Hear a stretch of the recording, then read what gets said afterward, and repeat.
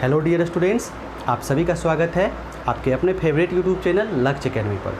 Dear students, हमारे इस YouTube channel पर आपको हर एक क्लास के मैथ और साइंस के बेहतरीन रिकॉर्डेड वीडियोस मिल जाते हैं। साथ ही अगर आप लाइव क्लास करना चाहते हैं तो हमारे इस चैनल पर लाइव क्लास भी कराया जाता है।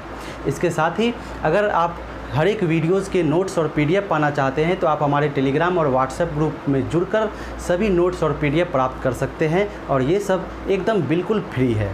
तो फिर देर किस बात की है, अभी हमारे YouTube चैनल को सब्सक्राइब कर ले, साथ ही बेल आइकन को ज़रूर दबा दें ताकि हर एक वीडियो की नोटिफिकेशन आपको बिल्कुल समय पर मिल सके। तो चलिए शुरू करते हैं आज के इस वीडियो को। आज के क्लास में हम लोग पढ़ने के लिए जा रहे हैं रेस्पिरेशन इन प्लांट्स।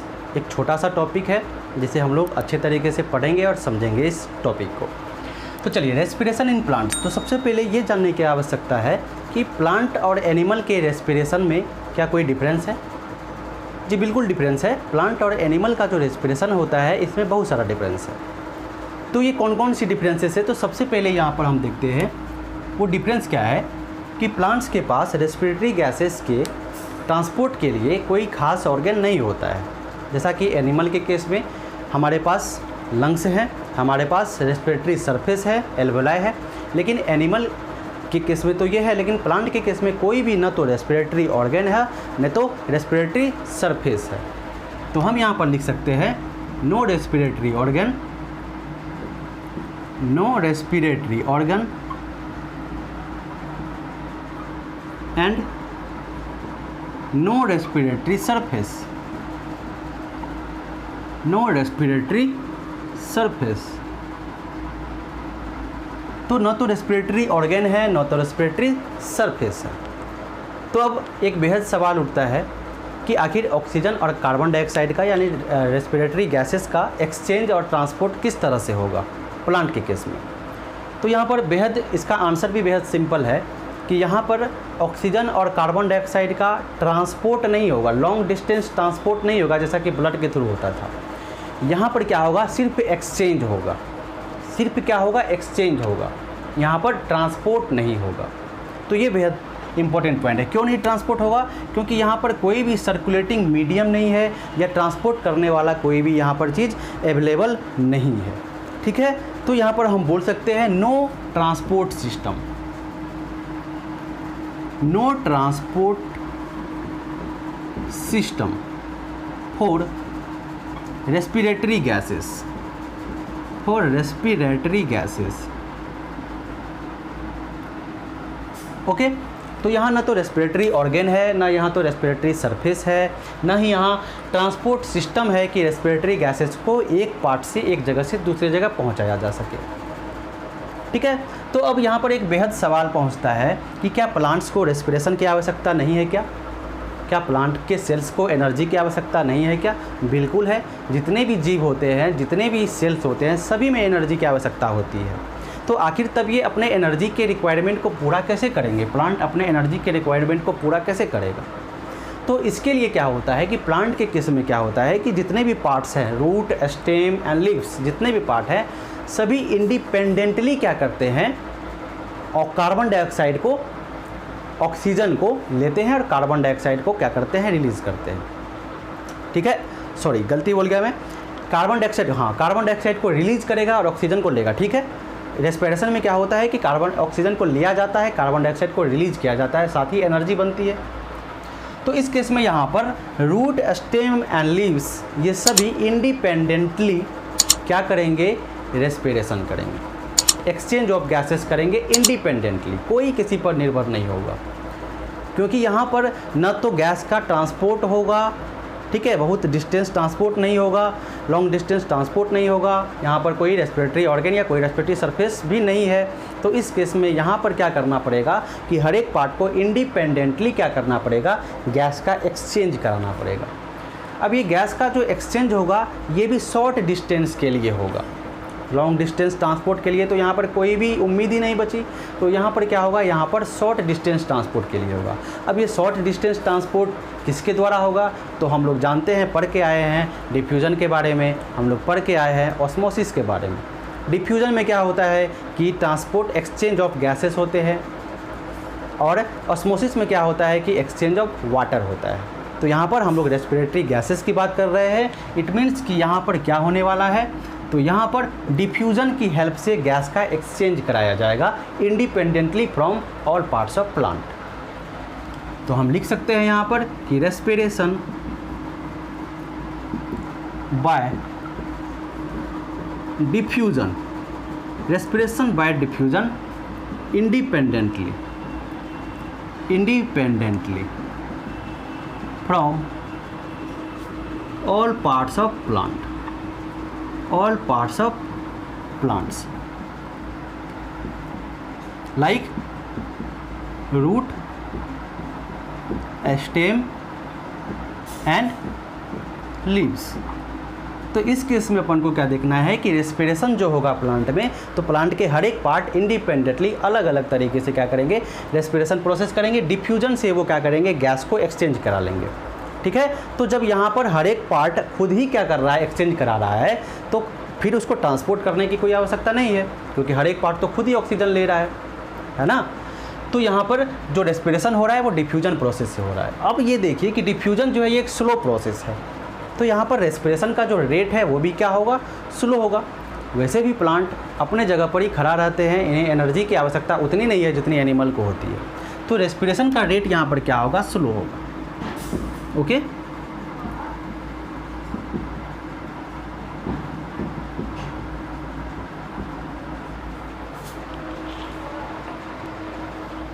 तो इस केस में rate of respiration is very slow, क्योंकि डिफ्यूज़न एक स्लो प्रोसेस है और प्लांट्स को एनर्जी की रिक्वायरमेंट उतनी नहीं होती है जितनी एनिमल को होती है। ओके, तो इस वे में हम कह सकते हैं कि respiration in animal is different from respiration in plant. तो चलिए हम देखते हैं कि किस तरह से रेस्पिरेशन होता है। तो रूट से किस तरह से होता है, रेस्पिरेशन बाय रूट से रेस्पिरेशन किस तरह से होता है। अब हम सभी लोग जानते हैं कि जो प्लांट के रूट्स होते हैं, ठीक है, ये मेन रूट है और ये ब्रांचेस है उससे, और इस ब्रांचेस से क्या होता है, हल्के हल्के छोटे छोटे हेयर्स निकले होते हैं। इन हेयर्स को हम लोग क्या कहते हैं, रूट हेयर्स कहते हैं। ओके, तो यहाँ से क्या करेगा कि ये जो प्लांट है वो अपने रूट हेयर्स के थ्रू, ये अगल बगल सॉइल है, वाटर है, तो सॉइल से और वाटर से क्या करेंगे, ये रूट हेयर्स की हेल्प से ऑक्सीजन को और कार्बन डाइऑक्साइड का क्या कर लेंगे, एक्सचेंज कर लेंगे। तो रेस्पिरेशन बाय रूट हेयर्स, किसके माध्यम से, रूट हेयर्स के माध्यम से ये चीज़ हो जाएगी।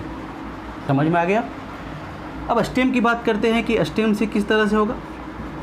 अब स्टेम में क्या होगा कि जब प्लांट्स छोटे होते हैं तो इनके स्टेम कैसे होते हैं, सॉफ्ट होते हैं। ठीक है, इनके स्टेम कैसे होते हैं, सॉफ्ट होते हैं।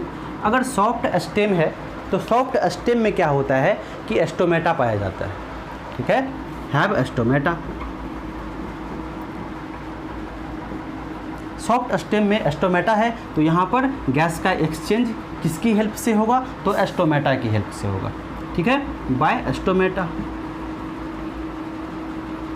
समझ में आ गया। लेकिन जैसे ही प्लांट क्या होता है, बड़ा होता है, तो जो स्टेम है वो कैसे हो जाते हैं, वो हार्ड हो जाते हैं। स्टेम कैसा हो जाता है, हार्ड हो जाता है। तो जब ये हार्ड हो जाएगा तो यहाँ पर जो स्टोमेटा है वो नॉन फंक्शनल हो जाएंगे।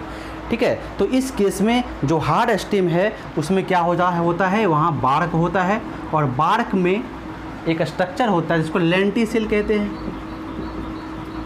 ठीक है, और जो एक्सचेंज होगा वो इसी लेंटिसिल से होगा, by lenticel, exchange of gases by या थ्रू लेंटिसिल। समझ में आ गया। चलिए, तो इस तरह से हमने देखा कि रूट, स्टेम और लीव्स से कैसे होगा। ये तो हम सभी लोग पहले से ही जानते हैं कि लीव्स के केस में स्टोमेटा है बहुत सारे, तो स्टोमेटा से क्या हो जाएगा कि गैस का एक्सचेंज हो जाएगा। ओके, तो चलिए यहाँ पर हमने क्या देखा कि यहाँ पर हमने एक पार्ट देखा रेस्पिरेशन इन प्लांट्स का, जिसमें आप लोगों को बताया गया कि प्लांट और एनिमल की रेस्पिरेशन जो है वो किस तरह से डिफरेंट है, एक दूसरे से अलग है। इसके साथ ही मैंने आपको बताया कि रेस्पिरेशन रूट से, स्टेम से और लीव से कैसे होता है। अब यहाँ पर एक कंपैरिजन हमें देखना है। वो कंपैरिजन क्या देखना है कि रेस्पिरेशन और फोटोसिंथेसिस में प्लांट्स में रेस्पिरेशन भी होता है, फोटोसिंथेसिस भी होता है। इस दोनों ही केस में हम क्या करने वाले हैं, तो एक कंपैरिजन करने वाले हैं। ठीक है, चलिए आप इसका स्क्रीनशॉट ले सकते हैं। तो यहाँ पर एक कंपैरिजनल स्टडी हम लोग देखने वाले हैं रेस्पिरेशन और फोटोसिंथेसिस के बीच में। ठीक है, तो देखिए रेस्पिरेशन प्रोसेस भी प्लांट में होता है, फोटोसिंथेसिस प्रोसेस भी प्लांट में होता है, दोनों का ऑब्जेक्टिव अलग है, ठीक है। रेस्पिरेशन से एनर्जी के लिए रेस्पिरेशन होता है और फोटोसिंथेसिस फूड के प्रोडक्शन के लिए होता है। तो देखिए दिन और रात ऑल टाइम जो है ये सभी प्रोसेस चलते रहते हैं। आप सभी जानते हैं कि रेस्पिरेशन की रिक्वायरमेंट हमेशा है, दिन में भी रात में भी, लेकिन जो फोटोसिंथेसिस है ये लाइट पे डिपेंड करती है, तो रात में ये प्रोसेस नहीं होता है। तो यहाँ पर देखिए कंपैरिजन हम किस तरह से करेंगे during day time, okay. During day time, दिन के समय में जब सनलाइट एनर्जी भी अवेलेबल होती है, ठीक है, तो इस केस में यहाँ पर फोटोसिंथेसिस भी होता है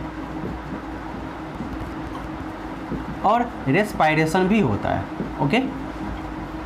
फोटोसिंथेसिस और रेस्पायरेशन ये दोनों प्रोसेस चलते हैं। फोटोसिंथेसिस से कौन सी गैस रिलीज़ होती है, तो यहाँ पर ऑक्सीजन गैस रिलीज़ होती है, और रेस्पिरेशन से कार्बन डाइऑक्साइड गैस रिलीज़ होता है, ओके। अब देखिए कि फोटोसिंथेसिस से जो ऑक्सीजन रिलीज होता है वही ऑक्सीजन कौन यूज करेगा, प्लांट यूज करेगा, किस चीज़ के लिए, रेस्पायरेशन के लिए। समझना है, फोटोसिंथेसिस से जो ऑक्सीजन रिलीज़ हो रहे हैं उसी ऑक्सीजन का यूज रेस्पायरेशन के लिए प्लांट करेगा, और जो कार्बन डाइऑक्साइड रिलीज़ हो रहे हैं रेस्पायरेशन से, इसी कार्बन डाइऑक्साइड का यूज कौन करेगा, प्लांट करेगा फोटोसिंथेसिस के लिए। लेकिन यहाँ पर एक पॉइंट जो आपको समझने की है वो क्या है कि रेस्पायरेशन का जो रेट होता है, जो रेस्पायरेशन का रेट होता है वो बहुत स्लो होता है, किससे, फोटोसिंथेसिस से। तो इस चीज़ को याद रखना है कि जो रेस्पिरेशन का रेट है वो फोटोसिंथेसिस के रेट से बहुत स्लो होता है।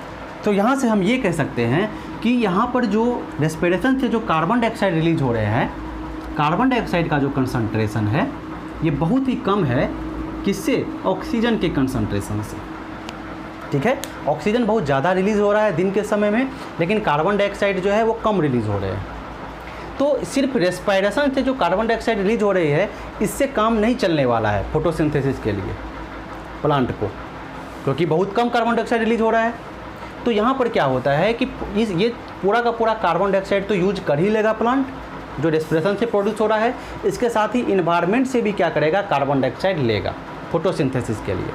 तो यहाँ पर कार्बन डाइऑक्साइड दिन के समय कार्बन डाइऑक्साइड कितनी बचेगी, तो 0%, पूरे के पूरे कार्बन डाइऑक्साइड यूज कर लिए जाएंगे फोटोसिंथेसिस प्रोसेस के लिए। और जहाँ तक ऑक्सीजन की बात है तो ऑक्सीजन तो बहुत ज़्यादा प्रोड्यूस होता है फोटोसिंथेसिस से, क्योंकि फास्ट रेट होता है, यहाँ से भी आप देख सकते हैं। लेकिन इसको रिक्वायरमेंट कितनी है, क्योंकि रेस्पिरेशन स्लो प्रोसेस है तो इसकी जो रिक्वायरमेंट है ऑक्सीजन की वो बहुत ही कम है।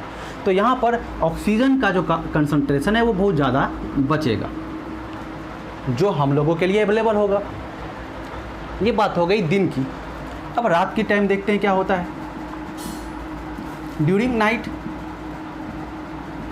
नाइट टाइम में क्या होगा, नाइट टाइम में फोटोसिंथेसिस स्टॉप हो जाता है। नाइट टाइम में फोटोसिंथेसिस स्टॉप हो जाता है तो यहाँ से कार्बन डाइऑक्साइड बनने भी क्या हो जाते हैं, ऑक्सीजन बनने भी क्या हो जाते हैं, बंद हो जाते हैं। लेकिन जो रेस्पिरेशन प्रोसेस है ये तो चलता ही रहता है, जो रेस्पिरेशन प्रोसेस है ये तो चलता ही रहता है, यानी कार्बन डाइऑक्साइड रिलीज होता ही रहता है, ओके। तो यहाँ पर इस केस में क्या हो रहा है कि रात के समय में ऑक्सीजन रिलीज नहीं हो रहा है, ऑक्सीजन रिलीज नहीं हो रहा है, लेकिन रेस्पिरेशन प्रोसेस तो चल रहा है, ओके। कार्बन डाइऑक्साइड जो है वो अवेलेबल कराया जा रहा है प्लांट्स के थ्रू। तो आपके मन में ये आ रहा होगा कि इस रेस्पिरेशन के लिए ऑक्सीजन कहाँ से आया, जब ऑक्सीजन नहीं बन रहा है तो ये ऑक्सीजन इन्वायरमेंट से आया। इन्वायरमेंट में तो यहाँ पर बहुत सारे ऑक्सीजन है, तो ये ऑक्सीजन कहाँ से प्लांट को मिलेंगे, इन्वायरमेंट से मिलेंगे। और वो प्रोड्यूस क्या करेंगे, कार्बन डाइऑक्साइड प्रोड्यूस करेंगे। लेकिन ये कार्बन डाइऑक्साइड अब बचा रह जाएगा, ये फोटोसिंथेसिस के द्वारा यूज नहीं किए जा रहे हैं, क्योंकि फोटोसिंथेसिस रात के समय नहीं हो रहा है। समझ में आ रहा है। तो इस केस में रात के समय में कार्बन डाइऑक्साइड का कंसंट्रेशन अधिक होगा ऑक्सीजन के कंसंट्रेशन से, है ना, प्लांट के पास। तो इसीलिए ये सजेस्ट किया जाता है कि आपको रात के समय एट नाइट, रात के समय आपको प्लांट के पास नहीं सोना चाहिए या बैठना चाहिए, क्योंकि प्लांट के पास रात के समय कार्बन डाइऑक्साइड का कंसंट्रेशन अधिक हो जाता है ऑक्सीजन के कंसंट्रेशन से। और क्योंकि कार्बन डाइऑक्साइड एक हार्मफुल गैसेस है तो ये हमें हार्म पहुंचा सकता है। तो यही एक जो है कंपेरिजनल स्टडी था रेस्पिरेशन और किसके बीच में, फोटोसिंथेसिस के बीच में, ठीक है। अब देखिए डे और नाइट के अलावा मॉर्निंग और इवनिंग भी तो होता है, मॉर्निंग और इवनिंग भी तो होता है। मॉर्निंग और इवनिंग के टाइम में क्या होगा कि जो फोटोसिंथेसिस का रेट है और जो रेस्पिरेशन का रेट है, रेस्पिरेशन का रेट है वो ऑलमोस्ट क्या हो जाते हैं, इक्वल हो जाते हैं। तो जितना कार्बन डाइऑक्साइड रिलीज होता है उतना ही लगभग ऑक्सीजन भी रिलीज होता है, ओके। तो इस चीज़ को हम लोग कहते हैं compensation point of carbon dioxide, ठीक है। इसे क्या बोला जाता है, इसे बोला जाता है compensation point of carbon dioxide, ठीक है। तो ये कंपेरिजनल स्टडी आपके लिए थोड़ा सा जानना जरूरी था, जो मैंने आपको यहाँ पर कंप्लीट करा दिया। तो चलिए यहाँ से क्या होता है कि रेस्पिरेशन पूरा का पूरा टॉपिक आपका respiration in plant, respiration in animal पूरा का पूरा कंप्लीट हो गया। अगर आपको ये वीडियो अच्छा लगा होगा तो हमारे वीडियो को लाइक ज़रूर कर लीजिएगा और चैनल को सब्सक्राइब जरूर कर लीजिएगा। चलिए मिलते हैं फिर से हम लोग नेक्स्ट वीडियो में।